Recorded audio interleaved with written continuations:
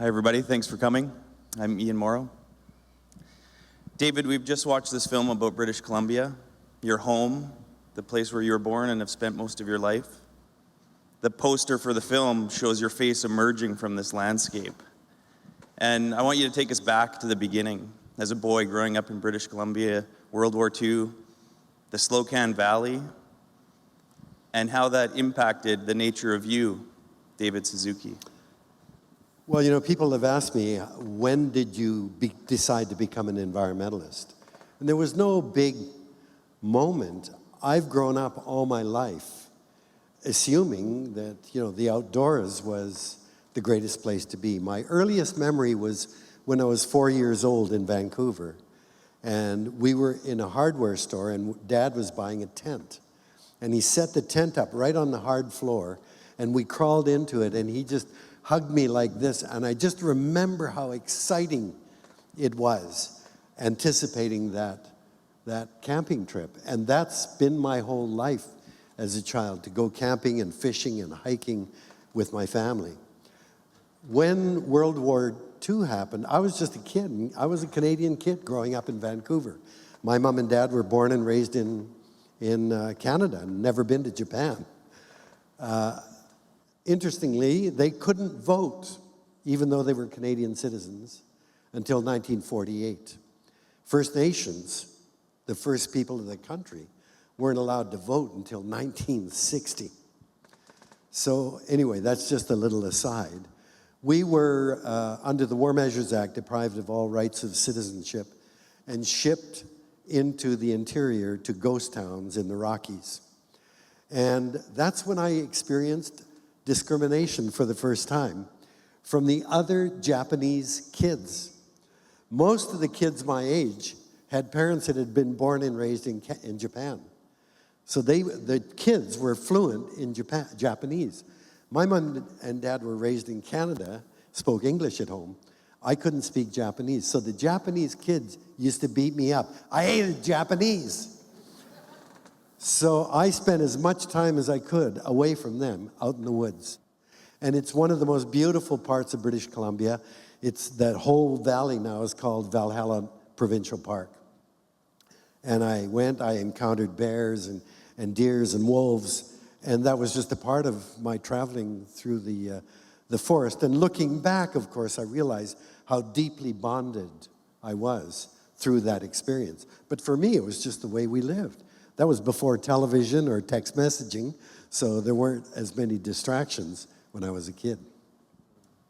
Now, after the war kind of subsided, your family was forced to move, I guess, east to southern Ontario. You had family there. You went to relocate with them. You talk about in your autobiography being in the swamp and just, you know, losing yourself there, kind of being in the natural world. Yeah. And perhaps it's not surprising that you went on to study biology. You did an undergraduate in Amherst. You did your PhD in genetics at University of Chicago. And then you... My whole life, right there. Yeah. I'm curious, genetics, why genetics? And what did the discipline teach you about your evolution of thinking? Oh, whoa, that's a big question. Let me just go back. It's very interesting. Canadians should know, as the war was coming to an end, British Columbia didn't want to have any more Japanese. And so they saw a way to get rid of them. They offered the Japanese a choice. You can give up your Canadian citizenship and get a one-way ticket to Japan, or you can get out of British Columbia and go east of the Rockies. 95% of the people in the camps were so pissed off at Canada, they signed to go to Japan, even though most of them were Canadians. My mom and dad said, we've never been to Japan. Why would we go to a foreign country? So they signed up to stay, and we got shipped out of the camps. Actually, most of the people never did go back because they chickened out after a while, but that's a whole nother story. We ended up in London, Ontario, first in Leamington, which was a wonderful place to land. In 1946, when we went to Leamington, which is where Heinz ketchup used to be made, the boast of Leamington, this village or town of 10,000 people, was no colored person had stayed in Leamington beyond sunset. There were a lot of African Americans, that used to come across the border from Detroit and would fish off the docks in Leamington. But they had to get the hell out of Leamington before sunset. We were the first colored family to move into Leamington. But we had a wonderful time there. Point Pelee wasn't a national park. I used to spend all my time down in Point Pelee. But then we moved to London. My parents were worried about an education, they wanted to get a better education. And when you were interested in science or good in biology, back in the 1940s and 50s, you went into medicine. So I got a scholarship to go to the States to a college. But at that time, at the University of Western Ontario, you could go into medicine after 2 years of university, because we had grade 13 back then. So at the end of my second year at Amherst College, I came back and saw the Dean of Medicine, and I said, I'd like to apply for medicine. He looked at my record. He said, no problem. So I was on my way to a medical, but I said, I want to finish at Amherst. And in the third year at college, I had to take genetics and fell madly in love with genetics. And so I wrote the dean and told him I wasn't going into medicine, I was going into genetics. My mother cried for weeks that her son gave up a chance to be a medical doctor to study fruit flies. She couldn't, well, she came to grips with it eventually, but it really disappointed her. But genetics was such a magnificent field because it was so precise. You know, we think of biology, you go out and listen to songbirds and write it down, or look in the woods and observe. But genetics was precise, mathematically precise. And I loved the elegance of genetics. And so I went on to a graduate school, and it was after I graduated with a PhD and got my first job.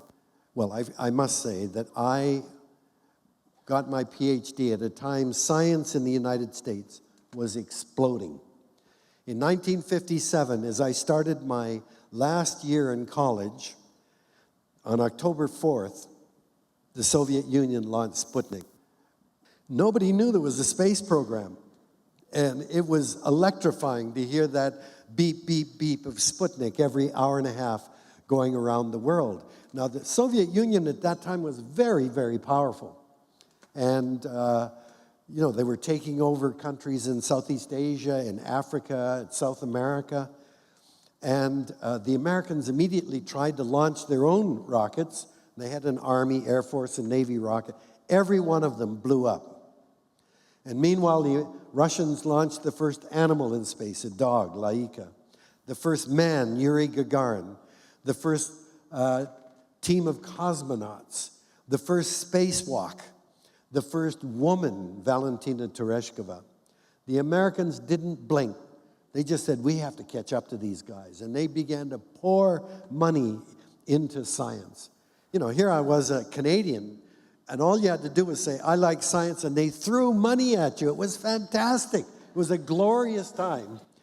But in 1962, and at that time, without even applying for jobs, I got a job offer at Stanford University, University of California, Davis, San Diego State. And I said, I don't want to live in the United States. I want to go home to Canada. Not because Canada was better, but it was different. To me, the difference really mattered. Canada was a country where there could be a CCF, now the NDP. In America, the CCF would have been outright commie. That where in Canada, a Tommy Douglas would be lionized as a hero. In the United States, they would want to throw Tommy Douglas in jail. Canada meant Medicare. Canada meant equalization payments, where the rich provinces shared some of their wealth with the poorer provinces. Canada meant Quebec. Canada meant CBC and the National Film Board. Those are the things that define Canada for me. And I returned to Canada, and that's what I've never regretted it, coming back to Canada. But I can tell you the last 10 years have been very, very difficult. Because, you know, another thing was Canada was a peacemaker, not a war maker, it was a peacekeeper. I was very, very proud of the Canada I returned to. And I should tell you, my father always believed that in order to succeed in Canada as a Japanese Canadian, you had to be able to get up and speak in public. The Japanese were always so shy and, self-effacing, and they couldn't look at people. He said, you got to get up and you've got to orate. So from grade 9, he made me enter oratorical contests. And he trained me to be a public speaker. And I've always been grateful to my father for that. And when I got my first job at the University of Alberta in Edmonton, there was a television program that was broadcast on the local channel called Your University Speaks. And it was just, university profs that could put a few words together and talk for half an hour about what they knew. And so someone heard that I was a good teacher. They asked me to do something on genetics, and I did one. And they were delighted, and they asked me to do another and another, and I ended up doing 8 programs. And that was my first exposure on television. But this program was broadcast on a Sunday morning at 8:30. So after the 3rd show, I came on campus and I met a guy who said, hey, I watched your show the other day, it was good. And my response was, what the hell are you doing watching television at 8:30 on a Sunday morning? Like, that just didn't make any sense to me at all. And that's when I realized, wow, this is a very powerful medium. People watch this. And so that got me interested in using television because I was shocked at the level of scientific illiteracy in Canada. Canadians just did not understand science or why it even mattered to them. And I felt that it was important to educate Canadians because the most powerful factor that was going to shape their lives in society was going to be science. Science when applied by industry, medicine, and the military. And so I took opportunities then when I was asked to appear on television. I would jump at the chance. My colleagues, academic colleagues, they thought of television, it was called the boob tube. They thought of television as vulgar. Vulgarisation is a French word for popularization. I thought that's what I was doing, was vulgarizing science. But academics hated it, especially in the late 60s when I grew my hair down to my shoulders and had a headband. They hated this goddamn hippie up there talking about science. He shouldn't be representing science. Anyway, that's a long answer to your question.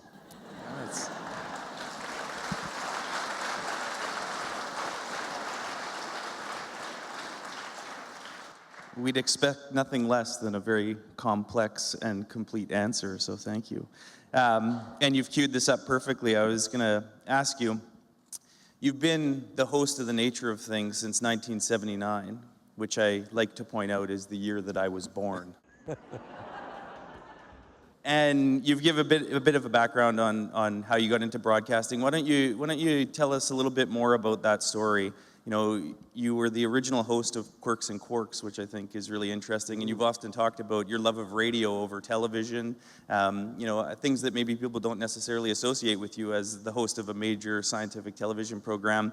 And in particular, you've been involved with the business and the medium for so long. What's your take on the power of media to influence our minds, shape our thoughts for solution-oriented living versus distracting us, pushing us into consumerism and perhaps taking us down that other path? Do you want to reflect on your values and ideas around media? Again, that's a long question for expecting a long answer. But yes, I got my first break in national television with a program called Suzuki on Science, which I can't remember when. It was around 1968 or 9 that I did that, and we had nothing in the way of a budget.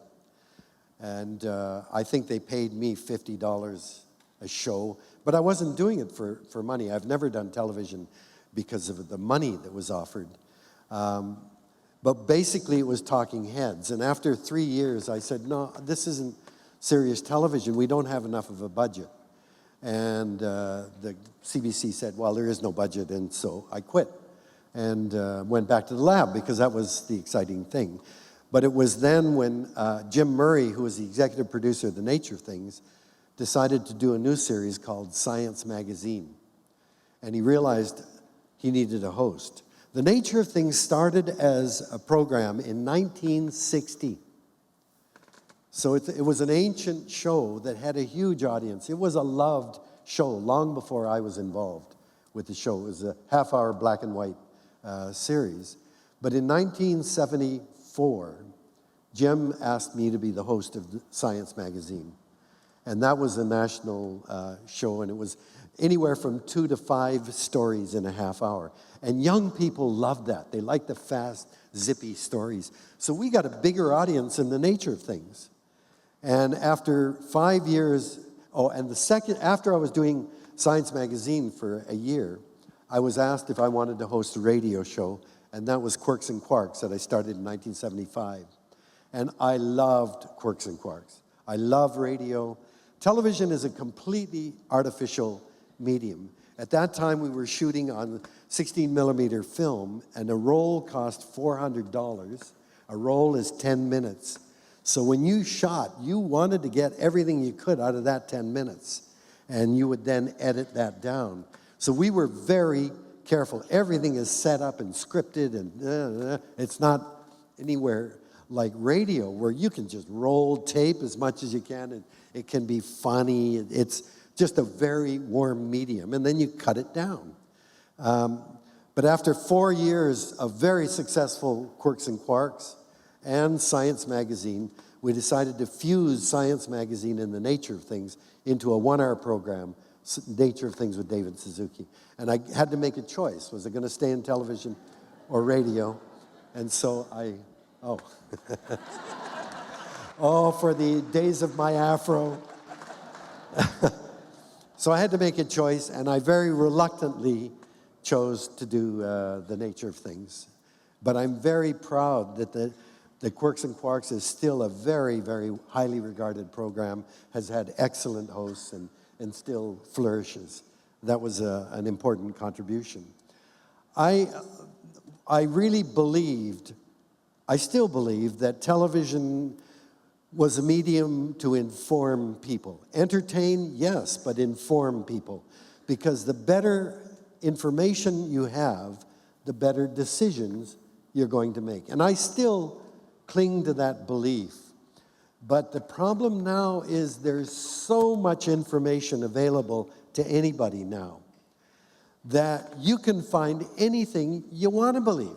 If you want to believe God created the earth, and in creationism, there are dozens of websites on scientific creationism. You want to believe in pyramid power, the flat earth, there's a flat earth society. You want to believe in Bermuda triangles, all that stuff is out there. And the problem then is, if you believe certain things, you can find something on the internet that supports what you believe. You don't have to change your mind. And that's a real problem, because with the growth of concern over climate change, there are dozens and dozens of websites saying climate change is junk science.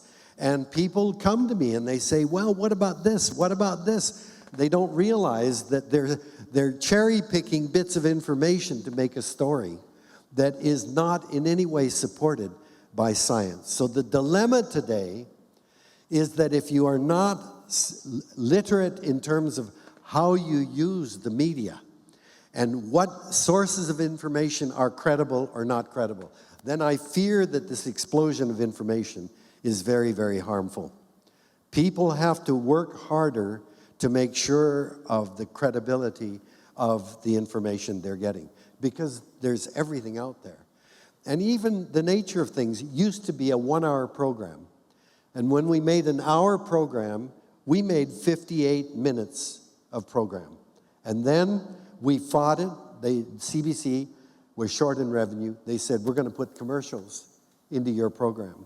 And because The Nature of Things always had a big audience, there was always a drive to get more and more commercials into The Nature of Things. But how could you do a show on the Amazon rainforest and have an ad in the middle of that from Volkswagen, which is responsible for cutting down Amazon rainforest? I mean, You know, it just didn't make any sense. Or do a show on cancer and in the middle of it have an advertisement for Wonder Bra. Or, you know, like it didn't make sense. But we now, in order to do a 1-hour program, only make 44 minutes of programming. And the rest of the hour is commercials. We have to compete, not with 1 or 2 other programs or stations. We have to compete with 60 to 100 stations. So somebody sitting there with a little remote control, because you don't even have to get up and change the channel, you just sit there going like this, means when they get onto your program, you have to reach out and grab them by the neck and say, don't you dare shift that dial. How do you do that? You shout louder, you're sexier, you're more violent, everything is shorter, and we're caught up in the same thing. I looked at the program The Nature of Things did on the first global conference on the environment in Stockholm in 1972. It was a half-hour program. There was a 3-minute interview with Margaret Mead, a 4-minute interview with Paul Ehrlich in a half hour. Today we are a 1-hour show. We would never run an interview on camera longer than 30 seconds. So everything is sped up. And the biggest audience we got in the last 10 years for The Nature of Things was a program, it was my idea, called Fallacies, spelled P-H-A-L-L, about the penis. And we got a dynamite rating. We're caught up in the same, I mean, it's a serious science show, but we're caught up having to try to attract and keep an audience. And that means, you know, I don't think that we're as deep as we once were. Just on the note of the fallacies, that was the moment when the photo was put out of you with the fig leaf, was it not? Yeah. Everybody remembers that? We might even have a picture of it. My wife always says, you got to learn more than the environment from this guy. Look how fit he is. Hi, Nathalie. So to get... My daughter, who was in high school, was so mad at me. She said she went to school, and all the kids, as she walked into school, were twittering and pointing to her, and she didn't know what the hell was going on until someone showed her this picture. My dad posing nude, like it was humiliating to my daughter. So we'll turn the channel now.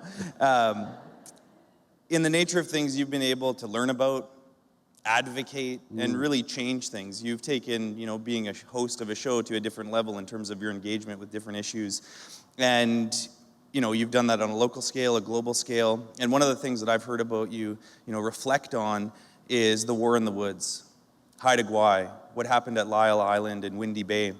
And I'm wanting you to tell the audience that story, but also explain Gujiao's teaching and the importance that Indigenous knowledge has had on shaping your worldview.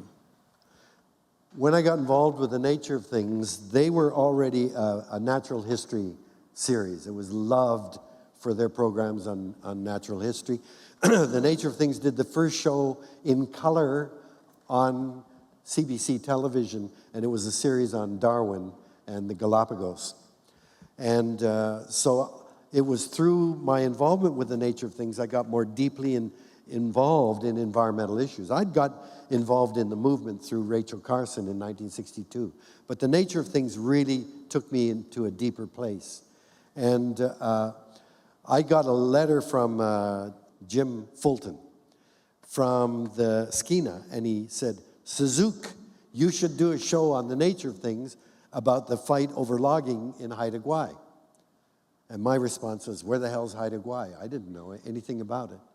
But I looked up the information and I said, we got to do a show. We flew to the Queen Charlotte Islands at that time. And I interviewed, there had been a fight going on for years over logging in Haida Gwaii. And I interviewed loggers, I interviewed forest executives, politicians, environmentalists, and Haida. Now, I knew the Haida had a high they were up 40, 50% unemployment. They were desperate for economic development, and many of the loggers were Haida. And yet one of the leaders against logging was a Haida. That was Gujau. So I interviewed him. I said, Gujau, why are you fighting against logging when it's bringing community economic development to you? What difference does it make to you if the trees are all gone? And he said, yeah, we'll still be here. But when the trees are gone, we'll be like everybody else. And I didn't understand what the heck he meant.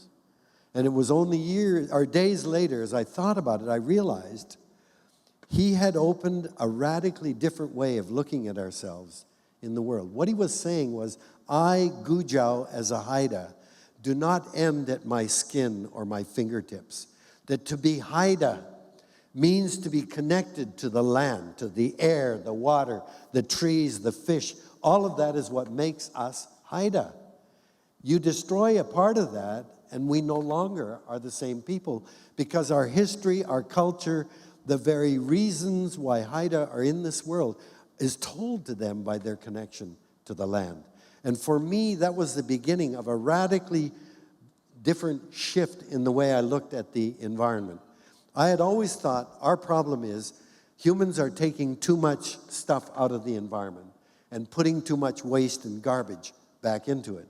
So the solution is regulate how much and what you take out of the environment and how much and what you put back into it. What Gujau was saying is there is no difference. We are the environment. You can't make a separation. And now I've come to understand that very much. And when I have discussions with corporate leaders, I had the CEO of one of the largest oil companies in the tar sands a few years ago called me, said, could I talk to you? I said, I'd be thrilled. Come down, talk to me. Next day, he showed up. And I said to him, I am so honored that you've come to talk to me. Thank you. But before you come through the door, I want you to leave your identity as a CEO of an oil company outside. I want to meet you as a human being to human being. Because, Mr. CEO, I am interested in what do we agree on? What's the point of arguing and negotiating if we don't start from a common platform of agreement? Well, he was very, very unhappy with that because he had come to negotiate as a CEO of a company. But he came in, and I said, look, I know that this is unexpected, but what do you think is the most important thing every human being in the world needs? And I could see right away he's thinking dollars, money, and I said, if you don't have air for 3 minutes, you're dead. Kind of important. If you have to breathe polluted air, you're sick. So surely the highest priority of any human being on the planet should be to protect this life-giving stuff we call air. Clean air. Without clean air, we're dead. So he didn't go. Like, he just sat there. And then I said, you and I are 60 to 70% water by weight. We're just a big blob of water. We've got enough thickener added, we don't dribble away on the floor. But the water comes out of our skin and our eyes and our mouth and our crotch, and we lose water, and we have to drink water to top up. If you don't have water for 3 to 4 days, you're dead. If you have to drink contaminated water, you're sick. So can you not agree with me? Every human being's highest priority is clean water along with clean air. And then I said, and these are all things I learned from Gujau, that if you don't have food, and most of our food comes from the soil, for 4 to 6 weeks, we can last a lot longer without food. 4 to 6 weeks, you're going to die. If you drink polluted food, you're sick. So can we not put food and soil that we grow it in up along with clean air and clean water as a high protection? And then I said, every bit of the energy in your body that you need to move and grow and reproduce, all of the energy that we burn in our wood and coal and oil and gas, all of that is sunlight.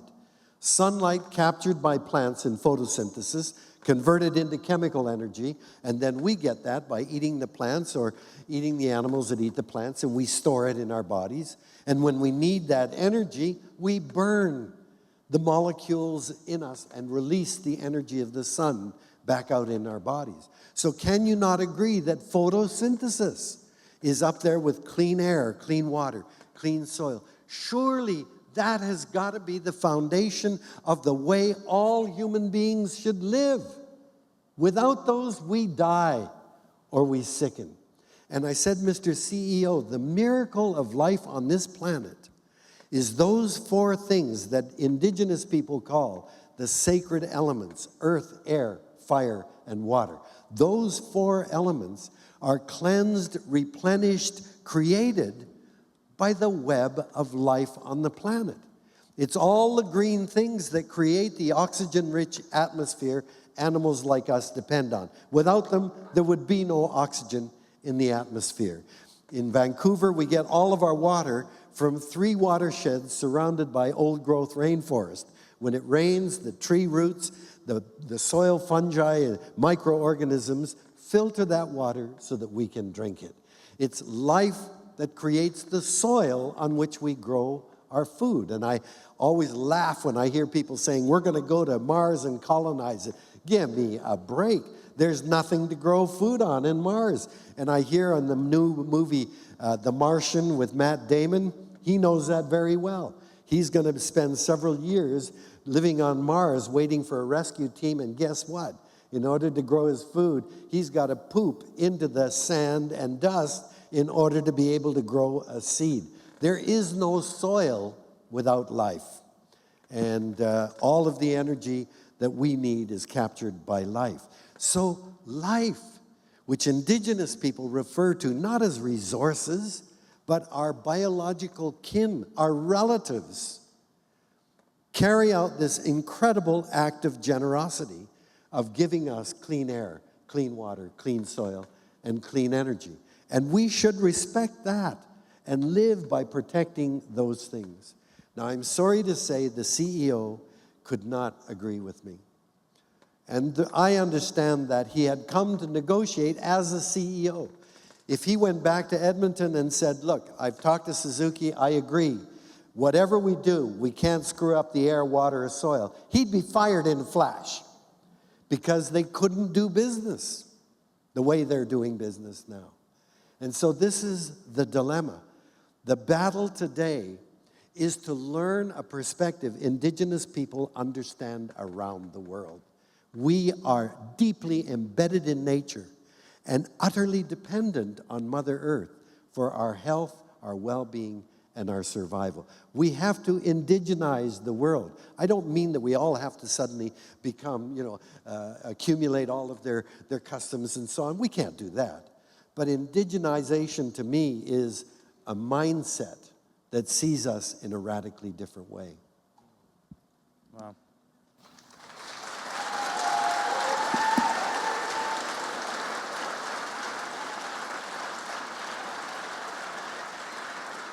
So, I've had the privilege of touring films around the country with you, and thank you for that opportunity. We toured the short that you saw all through BC in June of this past summer. We were on Haida Gwaii. The poster that you see, the part of David's face that's missing the map, that's actually Haida Gwaii there, where Gujau is from. And in November of 2013, we were touring climate change in Atlantic Canada across the Maritimes. That's another climate change film that I've made. And this happened to be the same week that you were on the front page of Maclean's magazine on newsstands across the country, claiming that environmentalism has failed. You've fought some pretty serious battles. You've helped to save forests in Haida Gwaii. You've helped to save forests in the rainforest. You've done a lot of amazing stuff. You've seen a lot of great opportunities come to realization. Why would you say that environmentalism has failed? It's not that environmentalism didn't have very, very important impact and successes. In 1962, when Rachel Carson's book, Silent Spring, came out, and it was all about the unexpected effects of pesticides, there wasn't a single department of the environment in any government on the planet.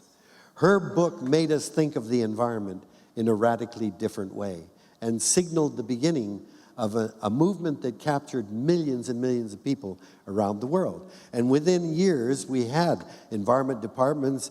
The United Nations Environment Program was established. The first global environment meeting was held in Stockholm. We've saved millions of hectares of land in parks and reserves. We've had laws passed to protect air, water, and endangered species. So yes, there have been enormous successes of the environmental movement, but ultimately environmentalism, the need was to change our relationship with the planet. It's what I call indigenization. That is to realize we are a part of the biosphere, not rulers of it or not the animal endowed with the ability to use anything we want. We had to see ourselves embedded in and dependent on Mother Earth. Many of the battles you cited, we celebrated as successes. We stopped a dam at Site C on the Peace River. We stopped a dam. My wife and I were heavily involved with the Caiapo in Brazil and stopped a dam at Altamira in Brazil.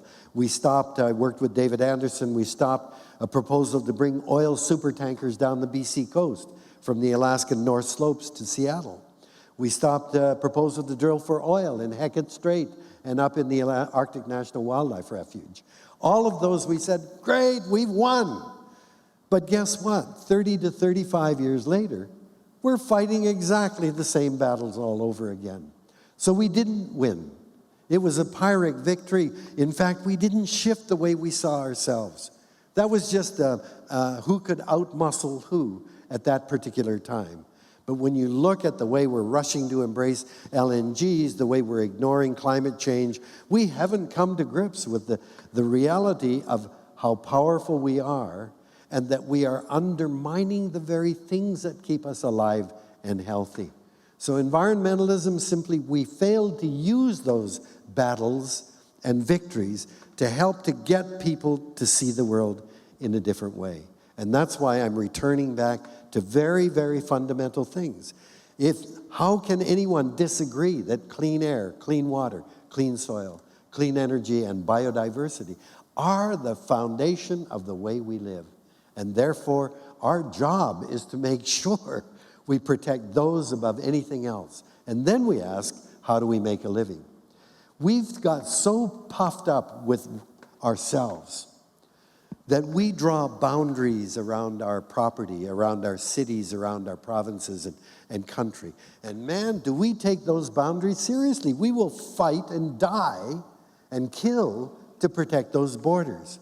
But who gives a hoot about those borders if you're a part of nature? You know, do you think the atmosphere I've always told the Albertans, I don't care what you do with the tar sands, as long as whatever you do stays within Alberta. Don't mess with my air, with my water, with my land, with my biodiversity. You just keep your province. Well, of course you can't do that. Air doesn't belong to anybody.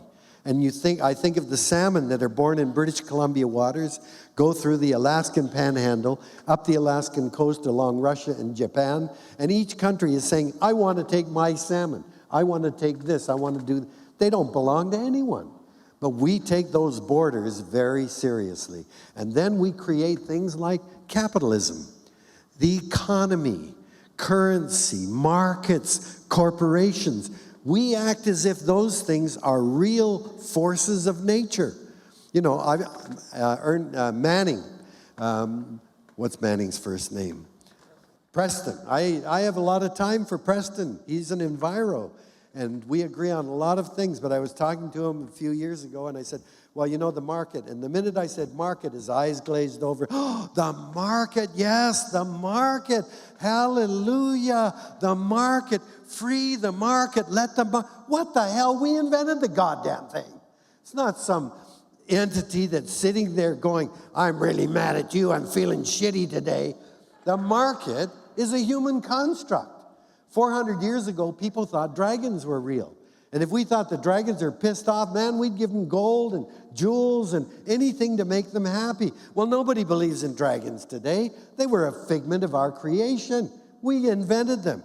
But we substitute our own creations today. The market, the economy, and we act as if they've got to be served. Look at what this whole election is all about, according to Mr. Harper. It's all about the economy. We have to serve the economy. Wait a minute now. I thought the economy was a human construct to serve us. But we've got to sacrifice. We've got to give up social services, all to serve this economy. What the hell? This is crazy. We've got to get things back into order. Earth, air.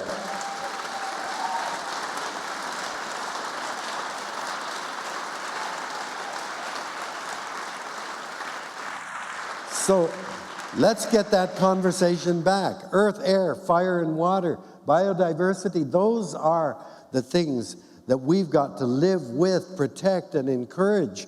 And we've got to find, instead of trying to get nature to fit our agenda, we've got to find ways to put our agenda and fit nature. That is truly sustainable development. So it's a big challenge, but let's build that foundation first. And then let's get on with finding the solutions. Because I agree with all of those people at the end of your film who are saying, it's a big canoe, we're all in it together, we've got to work together, we can't be fighting.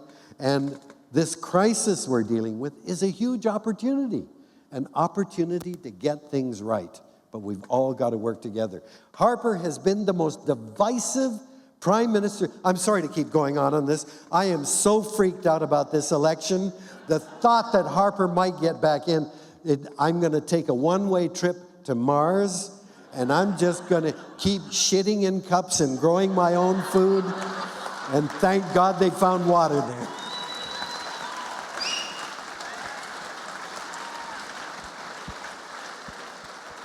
I'm sorry, I'm probably going to get Ian fired from the university for all of this. But I said on Ismaila's radio show yesterday that tonight was about getting Suzuki unplugged. That this isn't the host of The Nature of Things. This is the real guy. He's in front of us right now telling us what he thinks. So let's give a round of applause to this.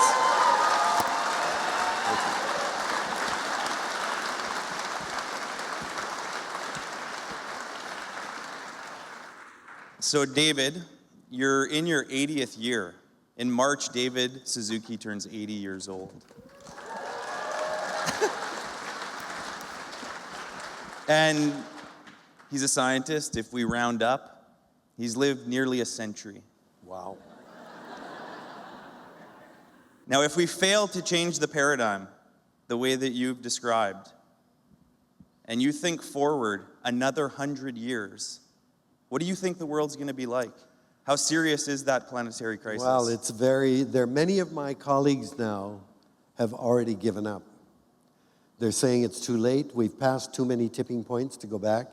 So Sir Martin Rees, who's a royal astronomer in the UK, one of the eminent scientists, was asked on BBC a few years ago, what are the chances human beings will survive as a species by the end of this century? And his answer was 50-50. James Lovelock, the man who coined the idea of Gaia to describe all life on Earth, has written a book in which he says by 2100, over 90% of all humanity will be gone. And Clive Hamilton, eminent eco-philosopher in Australia, wrote a book called Requiem for a Species. And we're the species it's a requiem for. And there's a guy, I won't even talk about him, who's saying that 2030 is a date we're not going to be around. But so there are people who have really apocalyptic views. My response is, stop saying it's too late. We can't say that because we don't know enough to say it's too late. It is very, very late, but it is not too late. I believe we have to cling to hope, and the hope is based on my knowledge. We don't know enough. Let me give you an example. 2009, the biggest run of sockeye salmon in the world, and they're the most valued salmon species with that bright red flesh that's very fatty. It's the best tasting salmon. The biggest run in the world is in the Fraser River, and we like to get between 25 and 35 million sockeye coming back.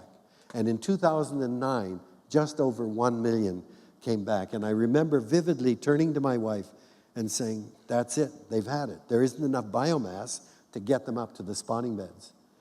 1 year later, 2010, we get the biggest sockeye run in 100 years.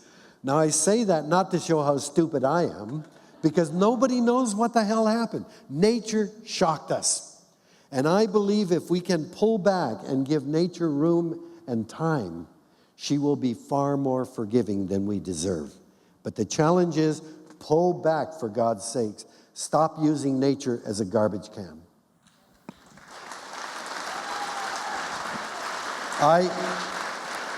But in 1989, I did the most important radio series I've ever done, called It's a Matter of Survival. It was a 5-part radio series, and on one of the programs, I asked experts from around the world, if we continue on the trajectory we're on, more emissions of greenhouse gases and so on, clear-cut logging, overfishing, I want you to look at your area of expertise, Mr. Expert on the Amazon forest. If we continue this way, what will the Amazon look like by 2040? So it's looking ahead 50 years. And everybody said, if we carry on, it's devastating. I mean, it looked as if we wouldn't be around. And it was a very frightening program, but the best thing was, I got to say, that doesn't have to happen. That's 50 years away. We don't have to reach that end. If we act now, we can avoid that. And that's how I feel, even at this late date on climate change. We still have a chance we've already started the experiment. We still have a chance to keep that rise this century, perhaps at 2 degrees or less. I happen to think 2 degrees is already way too warm. But that's the target we've set. We still have a chance, but not much. If we take that chance or that target seriously, and even Mr. Harper has committed Canada at Copenhagen to trying to keep within the 2-degree rise. If that's the case, we know immediately then how much more carbon we can burn and release in the atmosphere. And that comes out to 565 gigatons of carbon. Well, it doesn't mean anything to me. But what it means is that 80% of the carbon that we already know is in the ground must stay in the ground. So what the hell are we talking about, expanding pipelines or rail transport? We're going to shut those things all down if we're serious about keeping it to a 2-degree rise. And if we don't build those things, we've got billions of dollars to get going on the right path for public transit and for electrical vehicles and renewable electricity and all that stuff. The money is there. We have to leave the stuff in the ground and get on with an energy alternative.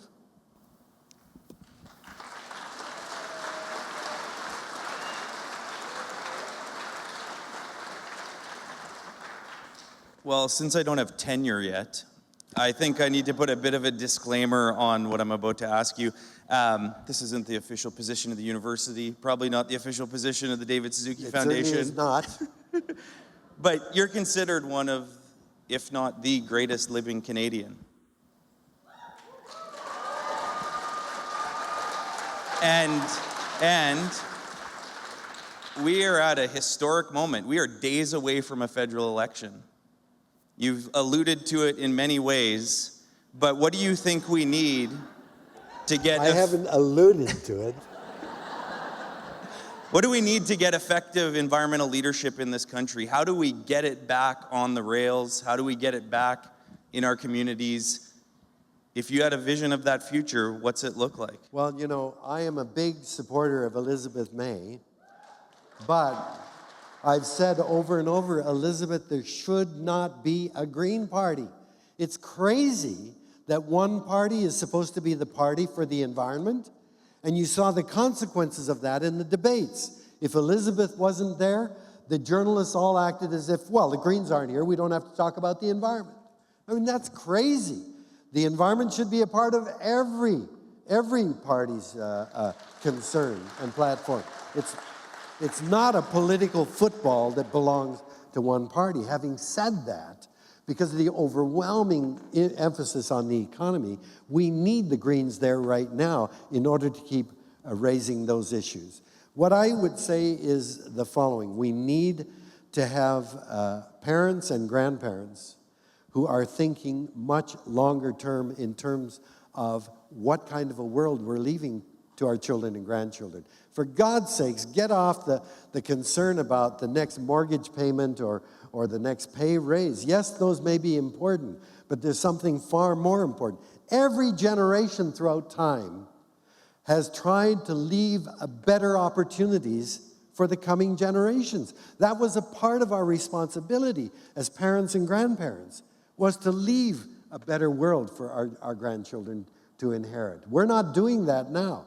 I know with absolute certainty that the world my grandchildren are growing up in is much poorer in virtually everything that I took for granted when I was a child. And I think we got to think about that a lot more and demand. You know, politicians, the name of the game is to get reelected. When you're elected, the first priority is to get reelected. So their concern and focus is doing whatever they can to ensure that people will vote for them in the next election.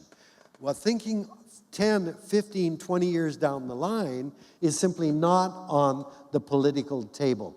That's why Harper likes something like saying, oh yeah, 2100, we won't allow the temperature to rise above 2 degrees. Oh yeah, we won't have a fossil fuel electricity by 2100. They love that. They're going to be dead long before that target comes. They're not even accountable for any of that target.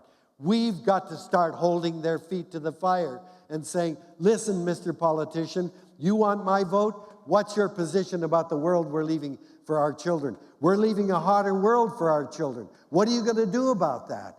And if we don't do that, and look at the way the Conservatives have been all across this country. Candidates running for the Conservative Party, ask yourselves how many are showing up at all candidates' meetings. They're not showing up.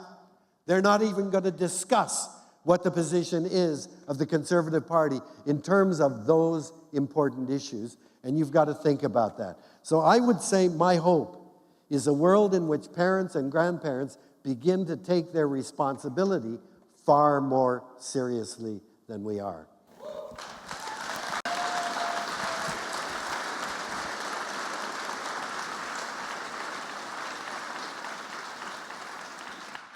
So when I asked you what you wanted to talk about here, you said you wanted to talk about your grandkids. And in the kind of, for the sake of time, I'm going to ask you to reflect on your grandkids and what your legacy project of the Blue Dot is all about. You're talking about changing the paradigm. You're talking about creating that healthy future for your grandkids and advocating for everybody's grandkids and future generations. Why is the Blue Dot movement so important? Thank you. I forgot all about that. As I say, I've been saying that the failure of the environmental movement was a failure to shift the paradigm, to shift the way we see our relationship with the earth.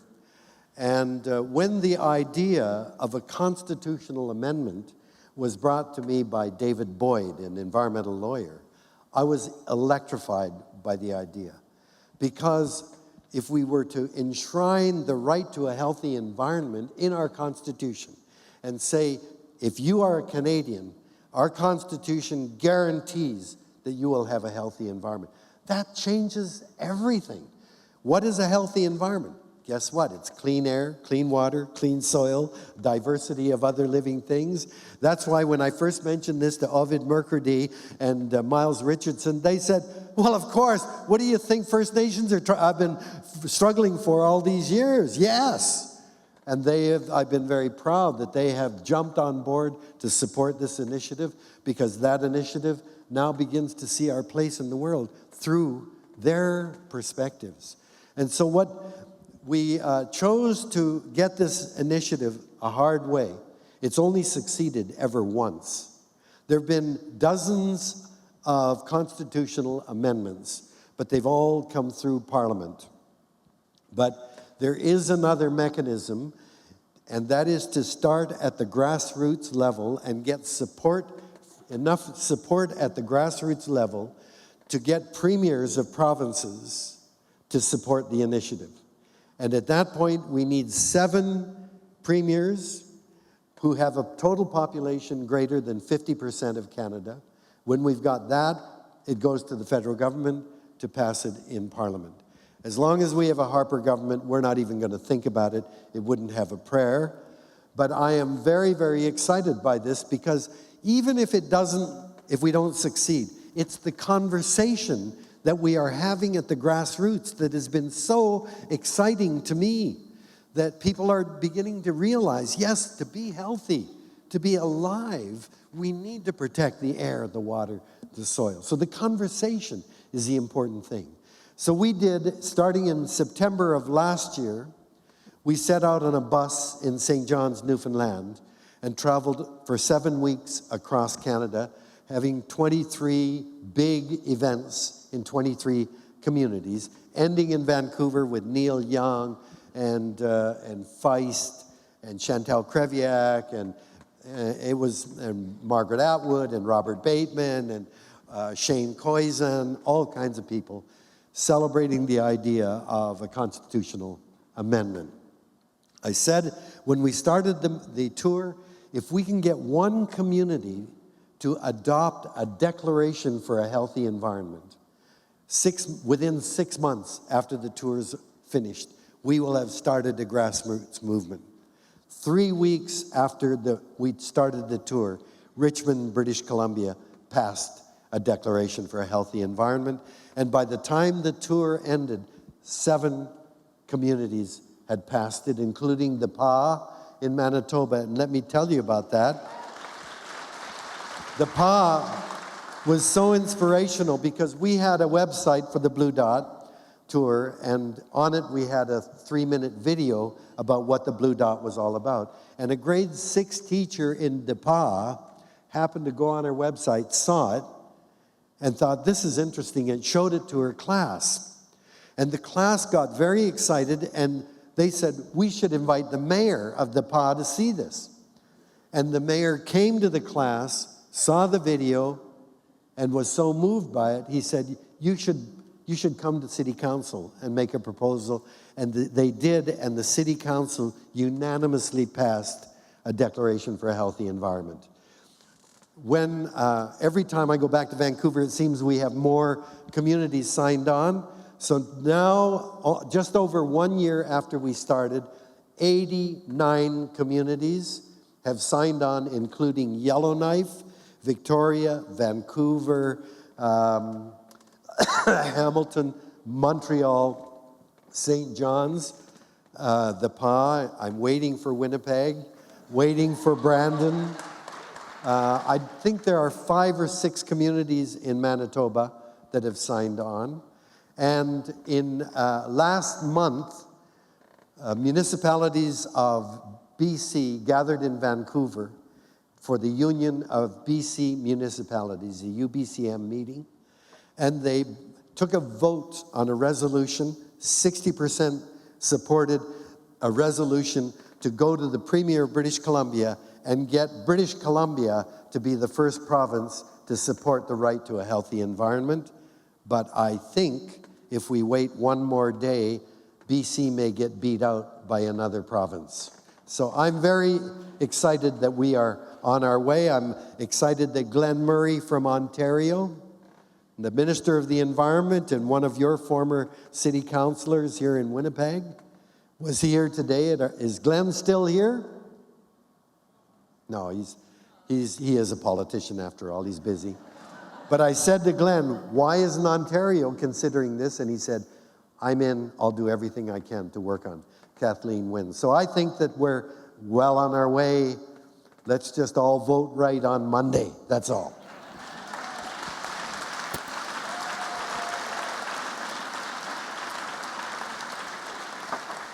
As a final question to this evening's conversation, you often say you're in the death zone. Yeah, I am. And, you know, this guy's here in front of us tonight. We're having an interaction. We're interdependent. What are your final words for these people that are looking for inspiration, looking for those solutions? What's your final words to these folks in the audience about how we get on with the change we want to be? Well, first of all, no movement is dependent on one or even a small group of people. That's not a sustainable movement if it depends. I am one person in a movement that is already millions and millions of people in number. So whether I croak or not, it's immaterial. In fact, I want to spend whatever time I have much more with my grandchildren and doing more fishing, but sustainable fishing. But I'm not a catch and release guy. I hate catch and release because that's just torturing an animal for your own pleasure and then letting it go. But anyway, that's a whole nother discussion. I'm very, very excited by the fact that the movement that I was privileged to be a part of is alive and very, very healthy, in that I see young people, and it makes sense that young people are now the driving force. It's whatever happens or doesn't happen in the next few years will have very little effect on my life. I'm at the end. But it will reverberate through the lives of young people. They've got everything at stake. And I see the young people, from not so young people like Avi Lewis and Naomi Klein, who are leading the LEAP movement, very exciting movement. I see my own children. I have two of my daughters are now on the board of the David Suzuki Foundation, and they're determined to carry that on. My grandson has become very well known in British Columbia, even though his name is Tomo Campos. His father was Chilean. And I see them there, and I see so many other young people that are really determined to do something and make a difference. I have no fear that this movement is in danger of dying. So I'm very, very happy. My goal at the end, I hope that if I'm going to die, it's not too painful. I would love to be lying in my own bed and have my grandchildren gathered around and be able to look at them without blinking and say, I'm one person and I did the best I could for you. That's all a human being can ask for, I think. And that's it. And I do want to end on a very, very important story, because it's one of the most important lessons I learned in television. And that in 1974, when I was doing my first season with Science magazine, I was still a hotshot scientist. I had a big lab in genetics, and science was the most exciting part of what I was doing. But we had to go for Science magazine. We went to New Orleans to do a shoot. So they set me in a lab, and I sat on a stool, and the cameraman came in, and he said, this doesn't look like a lab. It's kind of like this. This is Ian's idea of what an old fruit fly lab looked like, This isn't what my lab looked like at all. But so he began to rearrange everything and put bubbling water, colored water in flasks, and then the camera assistant came in and set up the camera, and then the lighting man came in, and the sound man hooked me up, and all this is taking time, and I'm going, oh my God, this is so boring. And finally, everything's right, and the cameraman then finally focuses me, and then he comes up to me and puts a light meter right by my nose, takes a light reading, goes back, adjusts the camera, comes back to me, takes another light meter reading, goes back, nothing's changed. He does it a third time and a fourth time, and by then I'm really fuming. And finally I said, Rudy, for Christ's sake, shoot the goddamn thing. And my boss, Jim Murray, grabbed me by the shoulder, pulled me off the stool, pushed me into a room, closed the door. He said, listen, Suzuki, everybody in that room is busting their ass to make you look good, and that's not easy. And I crept back into the room, realizing he was absolutely right. When that program goes on air, nobody says, wow, look at the lighting, wasn't it great? Or, did you hear that sound? It was so crisp. They all look at it and they say, hey, Suzuki's show was great. I get credit for what is the work of dozens and dozens of people, from secretaries to PR people to editors and lighting people and researchers and writers, and all of that goes into making a program, whether it's a radio or a television program. I get disproportionate credit for what is the effort of a lot of people, and that's the way it's been all my life. In my lab, I have a reputation in science that was built on students and postdocs and research colleagues, all of whom, and secretaries, and all of whom helped me do what I did. But I get credit for a lot of that. And it's the same with the environmental movement. You know, people say, oh, you're an environmental leader and all that. Hell, I wouldn't be possible if it wasn't, first of all, for my wife and my family who made it possible. But then I think of the literally dozens of people now being paid to work for the Suzuki Foundation. I think of the hundreds of volunteers who do the work of the foundation, and thousands of ordinary Canadians who donate to support my work. And I get credit, too much credit. So please understand, when I speak, when I am here, I am able to do this because of thousands of people that have made me possible. So I thank you all for having made my whatever life work I've had possible. Thank you.